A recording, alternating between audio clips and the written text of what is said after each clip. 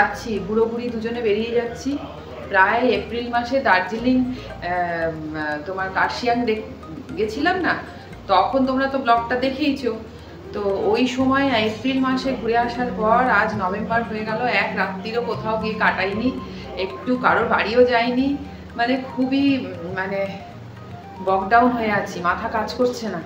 তাই জন্য ভাবছি যে ওই সকাল থেকে উঠে ওই দিদি, বৌদি, ম্যাডাম, মুন, মা, এই যে বলে বলে ডাকা, এইগুলো একটা দিন একটু চুপচাপ ঘুমাবো, ভালো ভালো গান শুনবো, এই সবের জন্য আর কি যাচ্ছি। এত দৌড় দৌড় করতে, বাড়িতে দুর্গাপুজো, কালী পুজো সব ছিল, তার ঝাড়া পোছা, বাড়ি ঘর দৌড়, মানে একদম হাঁপিয়ে গেছি জানো তো।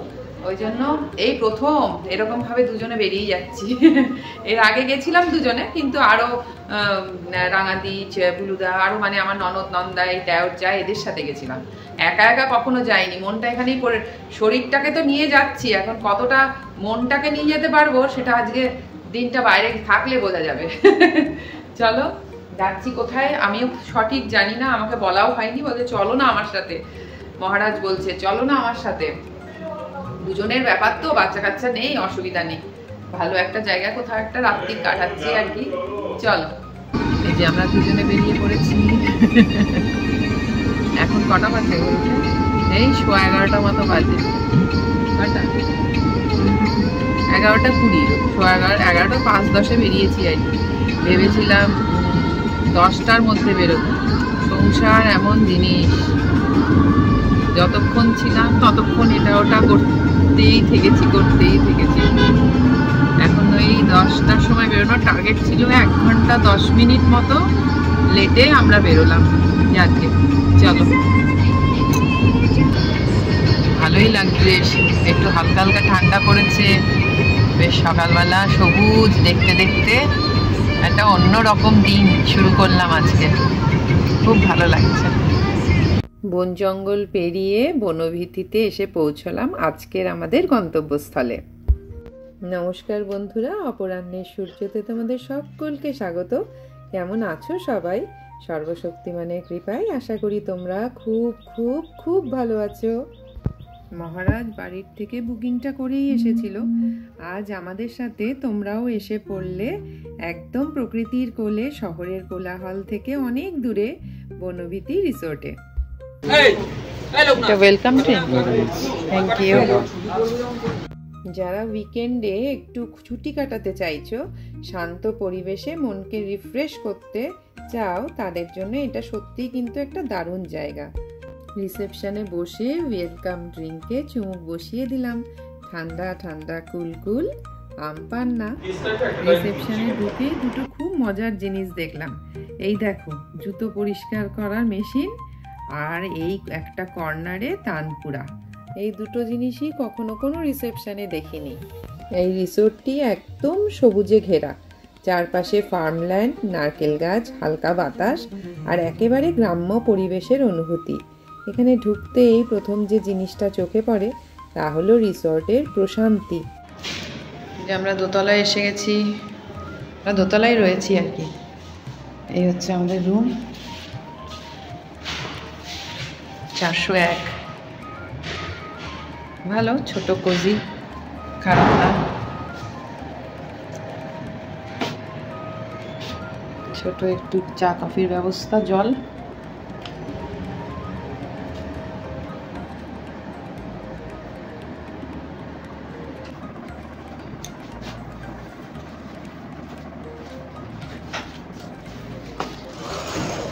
খারাপ না, ভালো। বেশ একটা নতুনত্ব, নতুন জায়গা, ভালোই লাগছে। পরিষ্কার পরিচ্ছন্ন আছে, সব থেকে বড় কথা। ছোট হোক অসুবিধা নেই, কিন্তু পরিষ্কার না হলে আবার একটু প্রবলেম লাগে। সুন্দর। শুনেছিলাম বনভীতি, বাড়ি থেকে মাত্র 1 ঘন্টা লাগলো। খুব সুন্দর। সামনে সব থেকে ভালো লাগা হচ্ছে পর্দা খুললেই, দরজা খুললেই এই রকম একটা সবুজ। আমরা যারা ইট কাঠ পাথরের কংক্রিটের জঙ্গলে থাকি, তাদের এই সবুজে ঘেরা জঙ্গল অপূর্ব লাগে।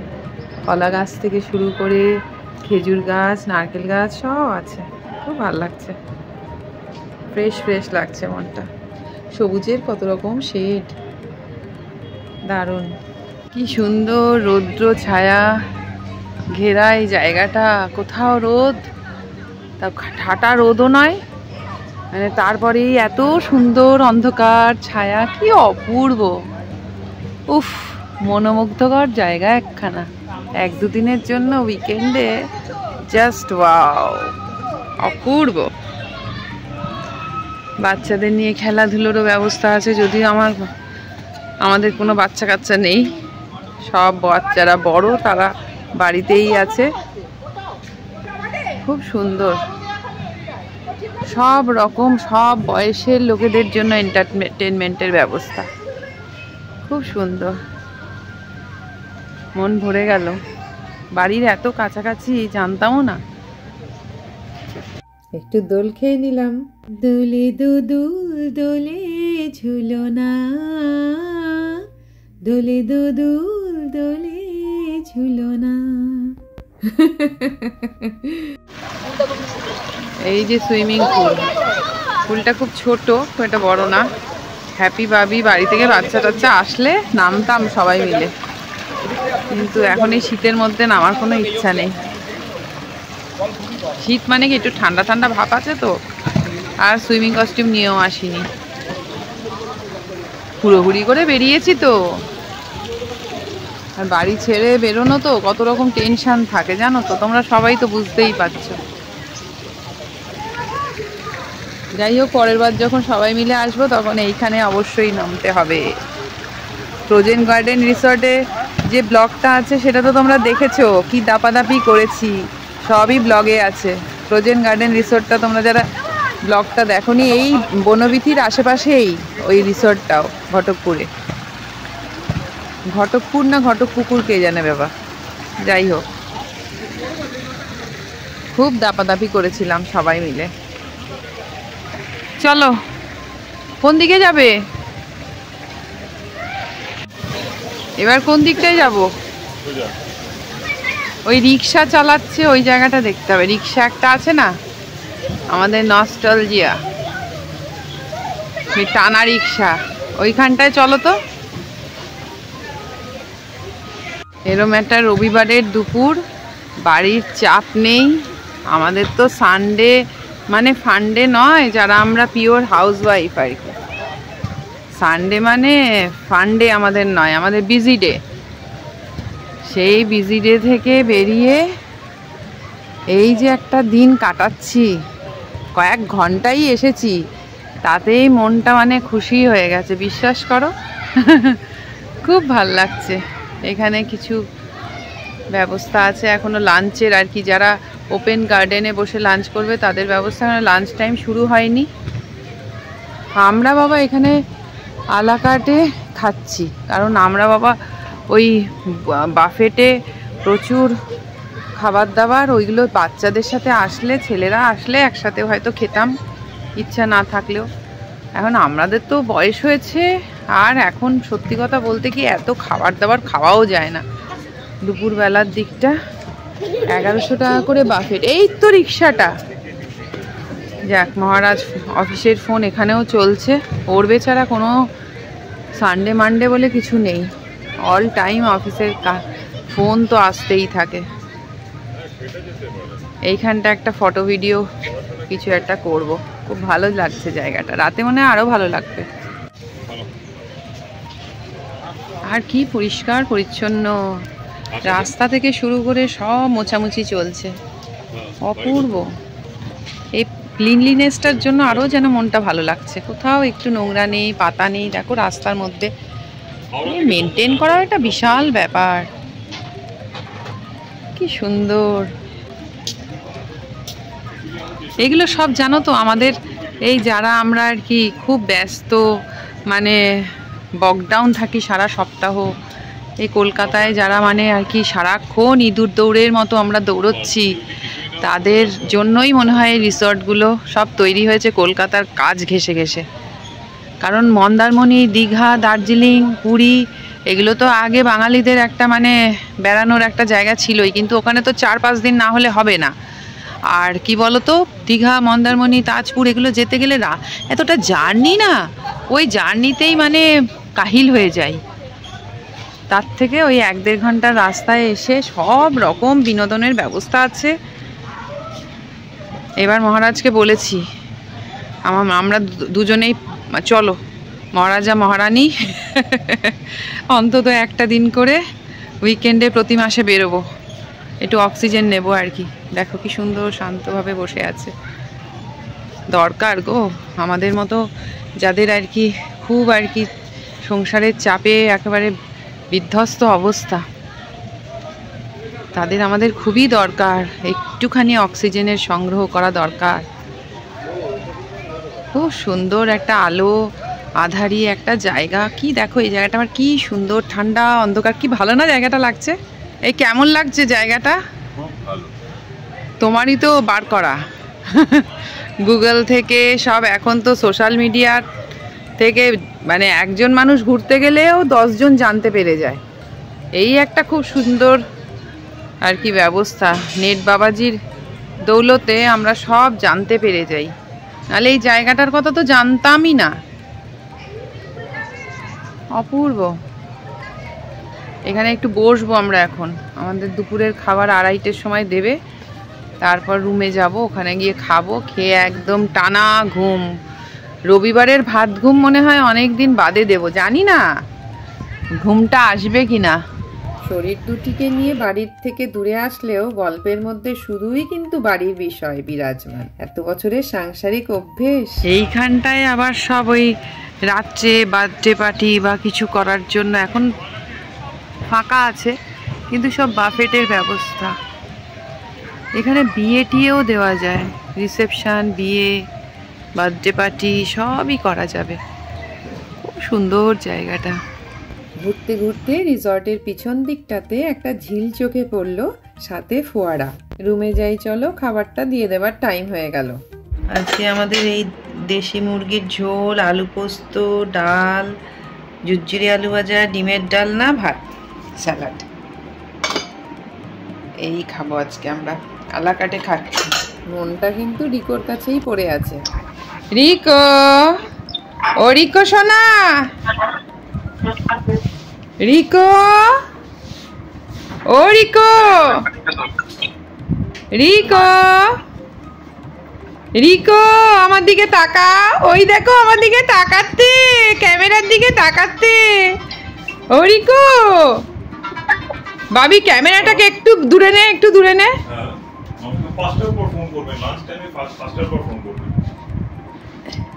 হ্যাঁ, ও রিকো তো না, তোমার রাগ হয়েছে? একটু দেখো, প্রথমে যখন দেখলো তখন আমার দিকে হাঁ করে তাকিয়েছিল।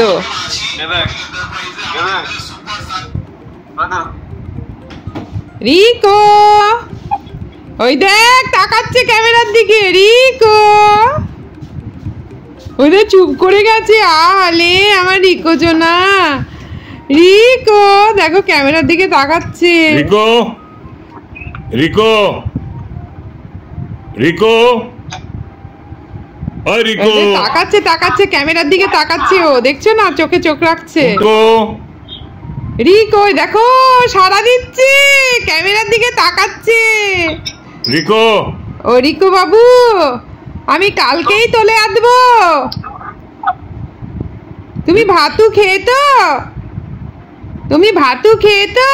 ক্যামেরার দিকে তাকিয়ে আছে কনস্ট্যান্ট। ও কিন্তু ক্যামেরার দিকে তাকায় না, যখন লাইভ করি তখনও তাকায় না। আজকে 7:45 অবধি ঘুমিয়েছি, মানে 3:30, 4:45 থেকে 7:45।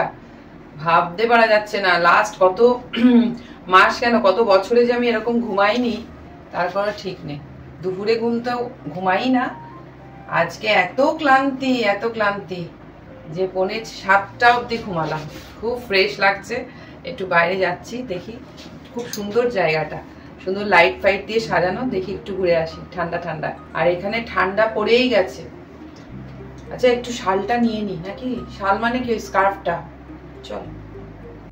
কলকাতা থেকে মাত্র 1 ঘন্টা দূরে আমরা আছি, কিন্তু বেশ ঠান্ডা।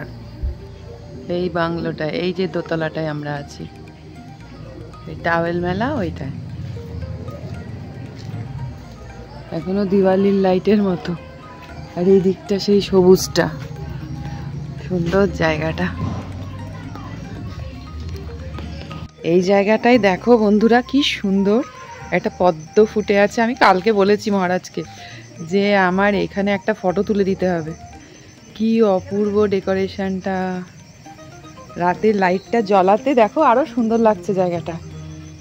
কি সুন্দর পদ্ম ফুলের একটা অপূর্ব সাজানো। ক্যামেরায় কতটা আসছে জানি না, কিন্তু মানে চোখে যা দেখছি অদ্ভুত অদ্ভুত সাজানো। কি ভালো লাগছে না আমার এই ডেকোরেশনটা। আমি এত জায়গায় গেছি, এরকম ডেকোরেশন কোনো দেখিনি।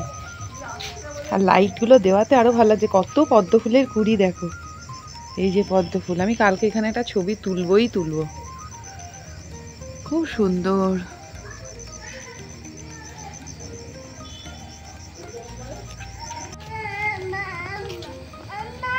শান্তির খোঁজ, অদ্ভুত।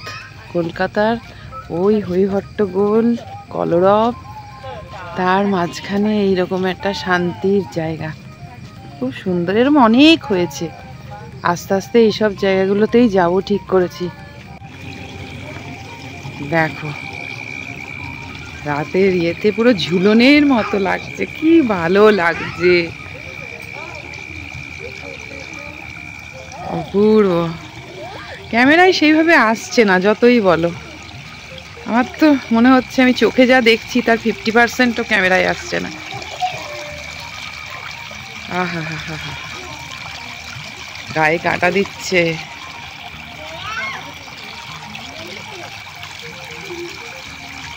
কি দারুণ, কি দারুণ। এরা যেমন শান্তিপ্রিয় প্রাণী, শান্তির মানে যেখানে শান্তি সেখানেই হরিণ থাকে, আমরা জানি হরিণের বাস। আমরাও এরকম একটা মানে আমাদের যে চঞ্চলতাময় জীবনটা থেকে এইরকম একটা শান্তির জায়গা কি যে দরকার ছিল। এখানে আবার বেকারিও আছে, বেকারি ক্যাফে, ক্যাফে কর্নার যাকে বলে। নানা রকমের কেক, পেস্ট্রি, কুকিজ আছে ঠিকই, কিন্তু এক প্যাকেট কুকিজ কিনলাম, খুব একটা ফ্রেশ ছিল না।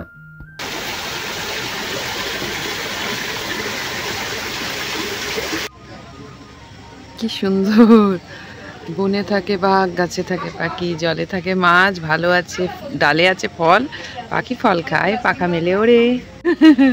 কুমোর পাড়ার গরুর গাড়ি, বোঝাই করা কলসি হাড়ি, গাড়ি চালায় বংশী বদন, সঙ্গে যে যায় ভাগ্নে মদন, হাট বসেছে শুক্রবারে বক্সিগঞ্জের পদ্মা পাড়ে। পুরো ছোটবেলাটা মনে করিয়ে দিচ্ছে গো, কি ভালো লাগছে বন্ধুরা। কি অপূর্ব যে সাজানো, ক্যামেরায় আসছে না জানো তো বন্ধুরা। অপূর্ব অপূর্ব। আমাদের রুমটা থেকে রিসর্টের এই রেস্টুরেন্ট বনভোজ বেশ অনেকটা দূর। ঠান্ডা হাওয়ায় হাঁটতে হাঁটতে এবার একটু মনে হলো যে গরম কিছু ফ্রাই খাওয়া যাক, সন্ধেটা জমে যাবে। এই যে চলে এসছি, একটু উপর দিকে উঠতে হলো সিঁড়ি ভেঙে, মা আসলে অসুবিধা হতো জানো তো।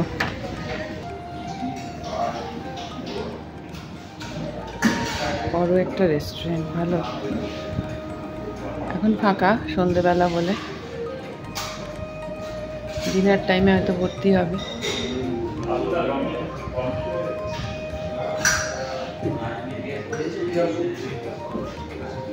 ফিশ ফ্রাই আছে, ফিশ ফিঙ্গার বলে যা, ফিশ টিক্কা বলে। দু রকম কেন বললে, একটাই হয়ে যেত। রিসর্টের খাবারটা কিন্তু বেশ ভালো, দেশি ধাঁচের ভাত, ডাল, সবজি, চিকেন ফ্রাই সবই একটা হোমমেড টেস্ট। যারা স্পেশালি গ্রাম্য খাবারের স্বাদ পেতে চাও তারা কিন্তু খুব খুশি হয়ে যাবে।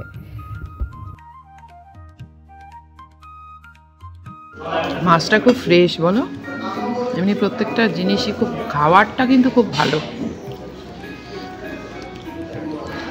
এই ছোট সুইমিং পুলটা পরিবারের সাথে আসলে বেশ একটা ভালো অ্যাড অন। খুব সুন্দর মেনটেন সুইমিং পুল, কিন্তু ওই ছেলেরা আসেনি, তাই নামলাম না, নাহলে নেমেই যেতাম।